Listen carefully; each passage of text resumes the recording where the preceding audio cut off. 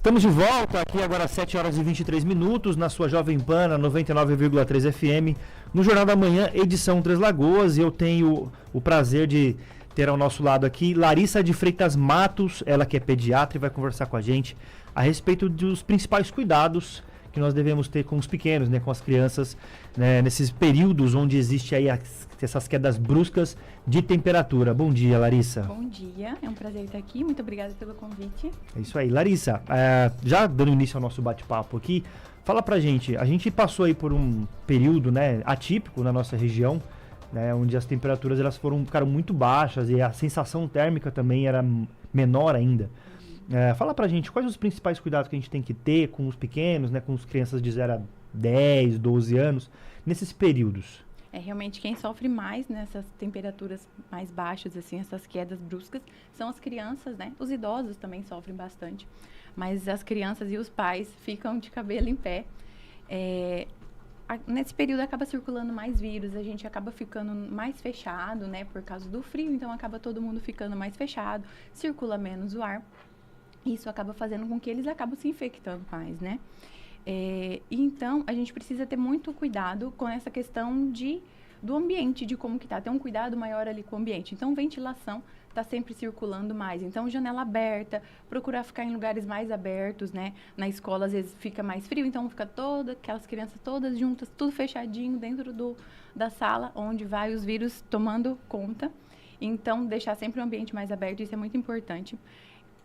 Fazer com que as crianças tenham o hábito de lavar a mão, né? Que isso tenha um pouco mais de frequência. Eles acabam levando mais a mãozinha na boca, os menorzinhos, então acaba infectando mais. Então, esses menores, esses maiores que já conseguem ter essa noção de precisar lavar a mão, de tomar o cuidado na hora de tossir, espirrar, é importante a gente também ensinar eles a ter esse cuidado maior ali na limpeza, na higiene das mãos. Na hora de espirrar, ensinar a tossir, usar o braço para não ficar também distribuindo esse vírus ali. Então, isso é muito importante também. Sem contar a alimentação, tomar bastante água, manter as crianças sempre hidratadas. Tudo isso acaba ajudando também nessa prevenção dos vírus, né? Quando acaba ficando muito seco o tempo, cai muita temperatura, as vias aéreas ficam mais secas. E aí, onde fica mais fácil ficar doente. Então, se a gente umidificar as vias aéreas das crianças, menos risco do vírus proliferar, porque é ali no nariz que começa tudo, né? Então, se a gente manter também essa questão da higiene nasal, fazer a limpeza, o sprayzinho no nariz ali com frequência, isso também ajuda as crianças a terem menos quadros respiratórios. Doutora, a questão desse período frio, né? As crianças vão para a escola. A gente está até...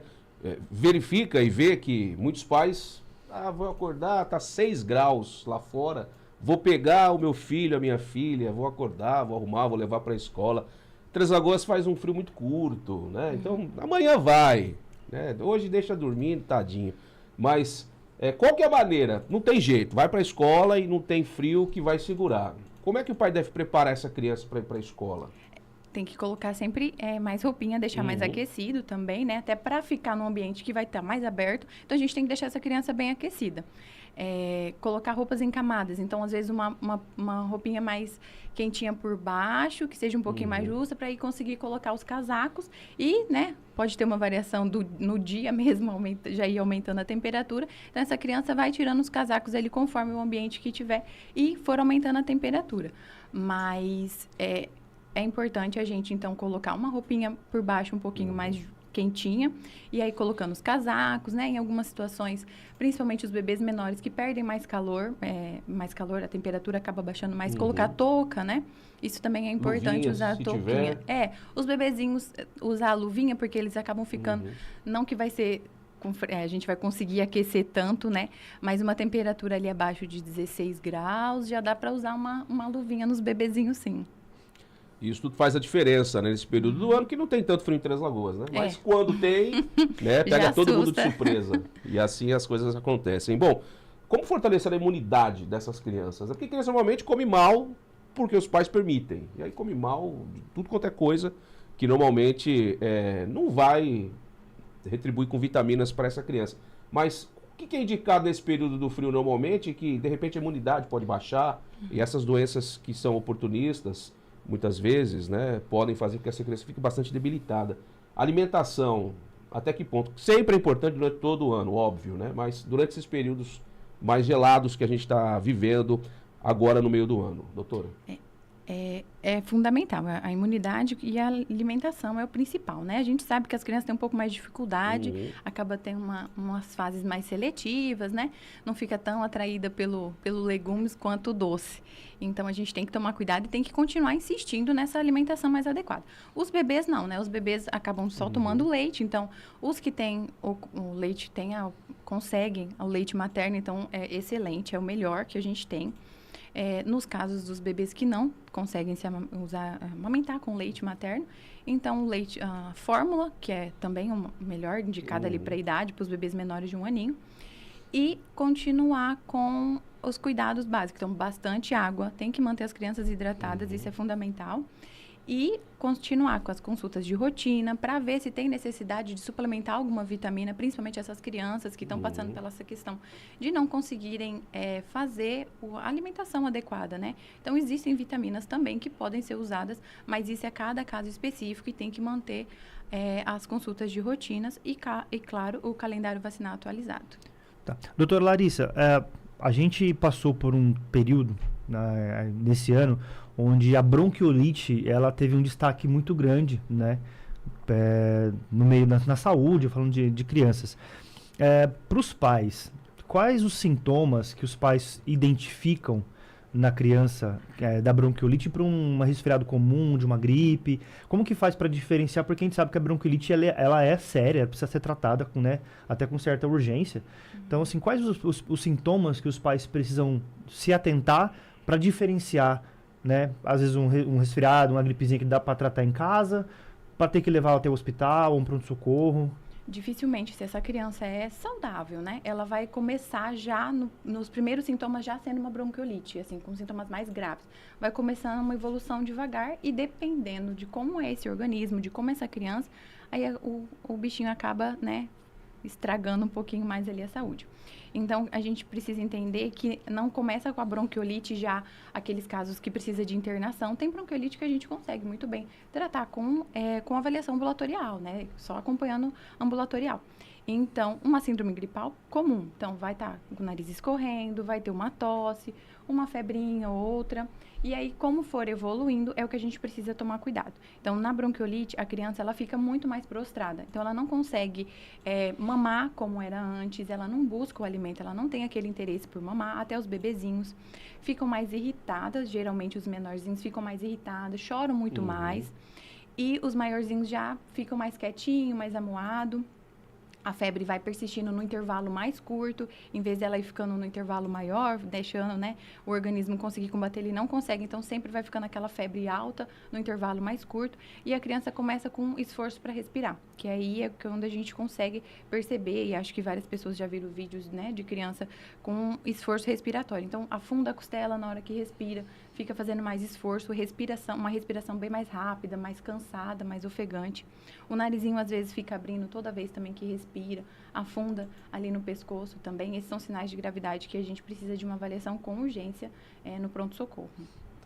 Doutora, automedicação, a gente tem, né, o Dr. Google, agora a gente tem as IAs, Dr. ChatGPT, Dr. Gemini, Dr. um monte de outras IAs que existem e que as pessoas elas vão lá e tem uma consulta online. A automedicação para crianças.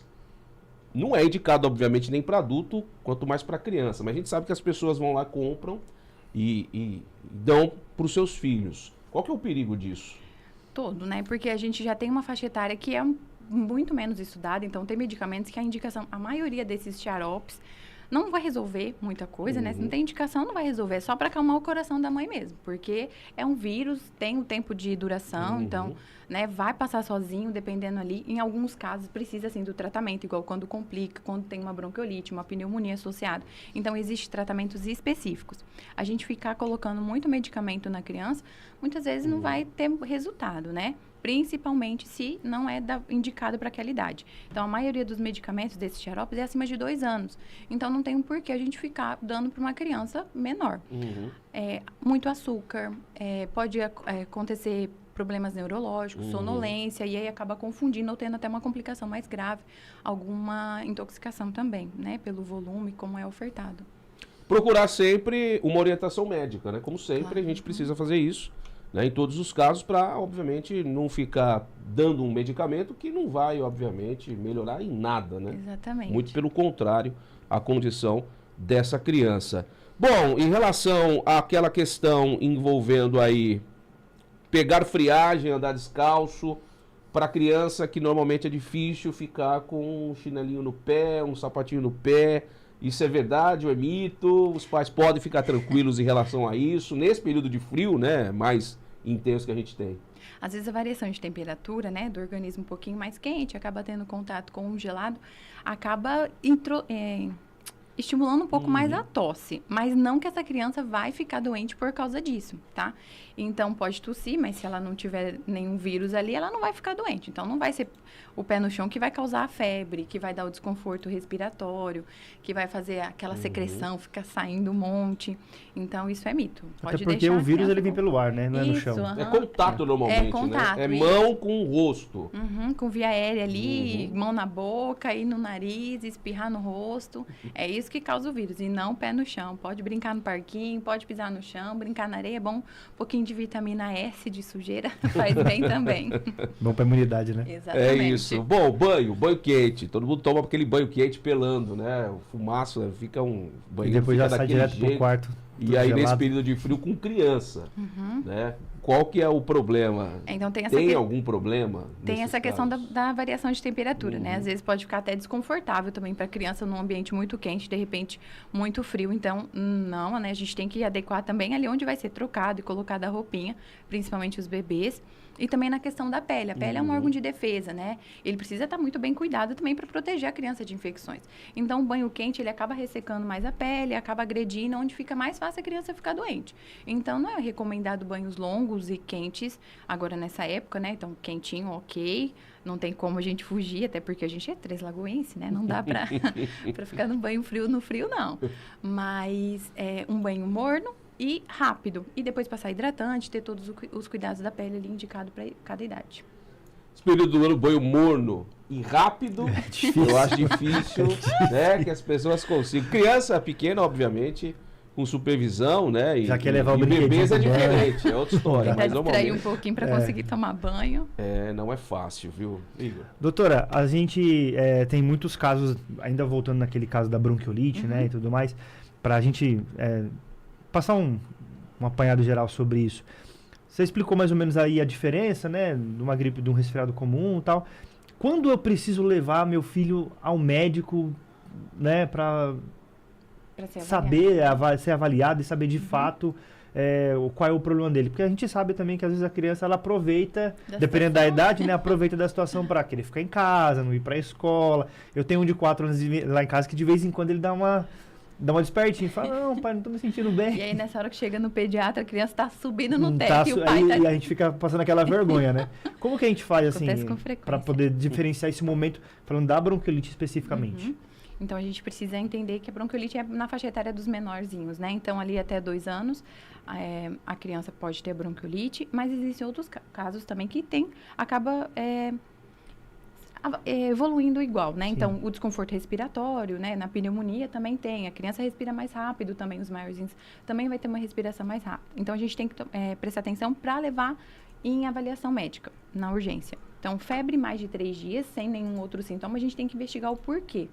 Dependendo da idade dessa criança, febre é uma urgência. Então, os recém-nascidos, os prematuros ali nos primeiros dias de vida, então isso é uma urgência. Então, a criança com febre que é recém-nascida, ela precisa ser avaliada no pronto-socorro. Tem que fazer exames, tem que avaliar o porquê dessa febre. Então, febre... Independentemente do momento, né? Do momento, aham. E a febre com mais de 3 dias sem outros sintomas, essa criança vai ser avaliada. A gente até consegue no ambulatório, ambulatorialmente, né? Consultório. Mas se tem algum outro sintoma associado, então tá tossindo muito, é uma tosse, uma crise de tosse, perde o ar, ou tosse, vomita. Então, nesse caso, essa criança precisa ser avaliada. Se tá com esse esforço respiratório, então percebe que respira e afunda a costela, o nariz abre, a fúrcula também fica afundando na hora da respiração. Então, isso também indica que precisa de uma avaliação com urgência.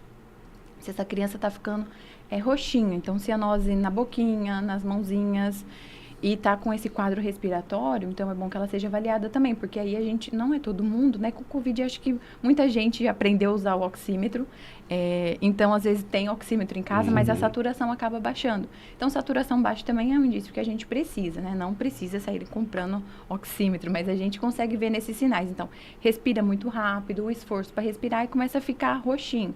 Então, esses casos também precisa ser avaliado. A criança, ela tá sonolenta, então o bebê não acorda para mamar.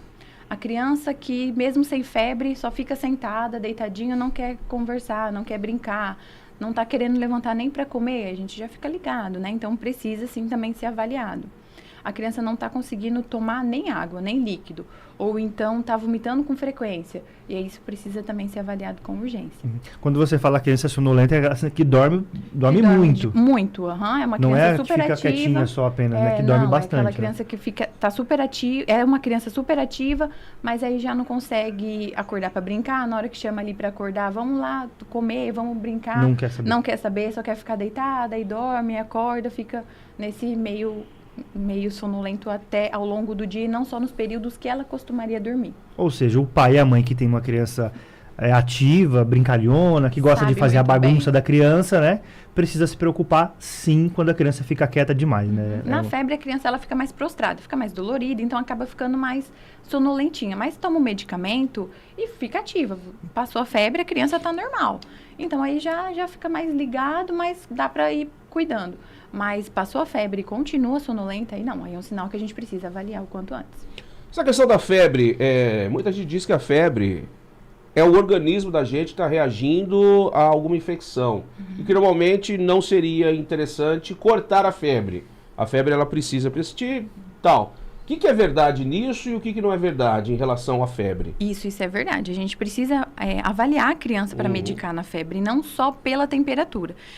Algumas famílias ficam bem preocupadas quando começa a febre porque acha que está acontecendo, que está doente, precisa já cuidar. E às vezes evitar que piore a doença. Que piore, eu já preciso medicar. Provavelmente no primeiro dia de febre vai passar por consulta e não tem o que fazer, porque às vezes nem o exame alterou. Então, a gente vai examinar a criança, não vai ter nada, vai ser só a febre, porque o organismo está tentando combater o que vai causar a doença. E às vezes o organismo ganha, por isso esses 3 dias. Porque às vezes no terceiro dia a criança fica bem.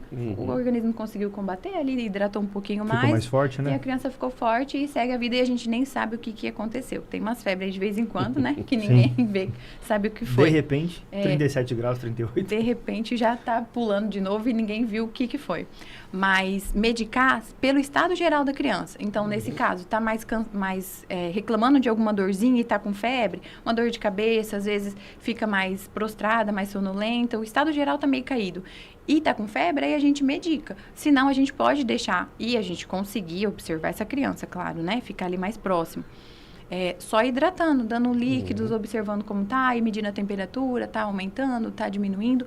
Mas se a criança for prematura ou tem algum risco de crise convulsiva, já tem algum histórico, né, de crise convulsiva, alguma doença ali que precisa desse cuidado maior, aí não, aí os cuidados são diferentes. Mas no geral, se a criança tá bem e só a febre, dá pra gente manter só observando e dando bastante líquido. Vacinação de gripe, a partir de 6 meses contra a influenza, né? Você vê ainda muitas famílias ainda torcendo o nariz para esse público de 6 meses para frente, para estar recebendo essa vacina e quanto ela é importante nesse momento para esses pequenos, doutora? É muito, né? Tem muitas famílias ainda que associa com vacina algo ruim, né? A gente teve toda essa questão também da pandemia, então acabou que todas as vacinas ficaram mal vistas aí agora, né? Mas é muito importante, sim, porque a gente vê que os maiores quadros de internação, além do vírus sincicial respiratório, que é o mais comum da bronquiolite, também é influenza. Então, evita internações, né, complicações graves que também podem causar. E a gente tem a vacina, poxa, de graça no SUS, né? Vamos proteger, porque a gente tem medo do hospital, tem medo de tomar um antibiótico, tem medo da criança acontecer algo pior aí, mas da vacina que vai prevenir, que é um remédio de graça, ninguém quer tomar, né? Muitas famílias ainda têm esse preconceito, mas é muito importante. Infelizmente. Essa questão da vacina, das vacinas em geral, né, é bastante engraçado, porque você pega uma pessoa de 70 anos, 80 anos, ela tomou algum tipo de vacina lá atrás e tá tudo certo, né? E a gente, desde quando nasce, já tem as vacinas que são de rotina dentro ali daquele calendário. E a gente vai crescendo e as vacinas seguem, né? O fluxo a gente vai recebendo essas vacinas há décadas e nunca absolutamente deu nada. E aí, por conta da pandemia, virou o jogo e vacina hoje, vacina, não, essa vacina tem que ver, não é assim. Mas as vacinas, obviamente, elas são seguras. A maioria delas são testadas. A pandemia a gente tem que, se pudesse descartar, né, doutora? Pega um recorte da história do mundo, recorta aquele período da pandemia, da Covid, tira e volta ao que era antes, tá tudo certo, né? Mas a pandemia, por conta da celeridade da produção das vacinas, virou algo que, né, as pessoas não acreditavam no que foi colocado e proposto. E tem discussões, até hoje você vê aí em algum lugar do mundo levantando discussões a respeito da produção dessas vacinas. Mas se a gente pudesse recortar fora e tirar a Covid da história da humanidade, seria importante, né? Porque aí acho que as pessoas teriam mais esse cuidado e seguiriam tomando a vacina como era antes, né? E assim, obviamente, a gente segue. As vacinas são importantes. A vacina de gripe hoje, a vacina contra a influenza está aí. É disponibilizada para todo mundo hoje. Então, quem quiser receber, é só procurar uma unidade de saúde aqui em Três Lagoas, que tem a vacina contra a influenza disponibilizada para todo mundo a partir de 6 meses de idade. Igor, mais alguma informação? Para mim foi extremamente esclarecedora, Larissa. Obrigado mesmo. Obrigada. Doutora, obrigado pela sua participação aqui no Jornal da Manhã, nesta sexta-feira. E informações que eu sei que muitos pais, né, absorveram isso, que é o mais importante. Obrigado, bom dia, bom final de semana. Obrigada.